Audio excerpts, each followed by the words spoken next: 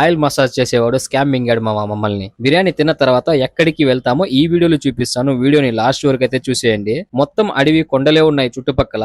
Dharmapuri side ఉండే ఒక చిన్న పల్లెటూరుకి అయితే వచ్చాం. ఇక్కడ మన ఫ్రెండ్ మదన్ కి బంధువులు ఉన్నారు. మామ ఏదైనా గానీ ఈ ప్లేస్ చాలా ప్రశాంతంగా మనశ్శాంతిగా ఉంది. ఇక్కడ ఉండే ప్రజలు కూడా వ్యవసాయము ఆవు పాలపైన ఆధారపడి బతుకుతున్నారు. ఇంక ఇక్కడ నుండి బయలుదేరి హార్స్ హిల్స్ కి అయితే వెళ్తున్నాం. ఫస్ట్ టైం మామ అక్కడికి వెళ్ళడము. లాస్ట్ టైం వచ్చినప్పుడు వెళ్దాం అనుకున్నాం కానీ టైం సరిపోలేదు. ఇది కూడా 24 గంటల ట్రిప్ మామ. 660 కిలోమీటర్లు కవర్ చేయాలి. ఇంకా ఇదైతే హార్స్ హిల్స్ ఘాట్ రోడ్ లో వెళ్లి ఫస్ట్ చెక్ పాయింట్. ఇక్కడ ఒక కార్ కి 100 రూపాయలు అయితే తీసుకుంటున్నారు.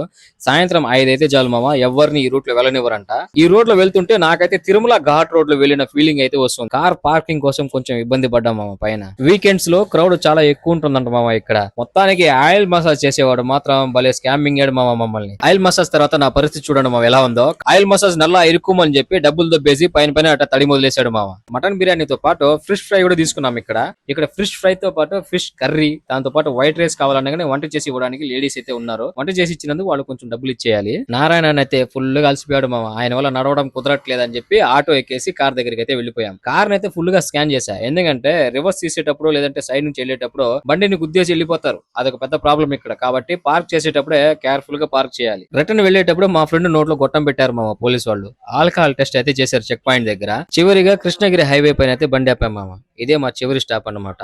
ఇక్కడైతే ఫ్రై చేసిన ఫిష్ అయితే ఆర్డర్ ఇచ్చాం. బండ్లో అందరూ మంచిగా నిద్రపోయారు మామ. నేను కూడా 100 స్పీడ్ తగ్గకుండా బండి డ్రైవ్ చేశాను కాబట్టి 11:30 ఇంటికి వచ్చేసాము. వీడియో ఎలా అనిపించిందో కింద కామెంట్ చేయండి మామ. అలాగే లైక్ చేయడం మాత్రం మర్చిపోవద్దు. ఇంకొక వీడియోలో మళ్ళీ కలుద్దాం.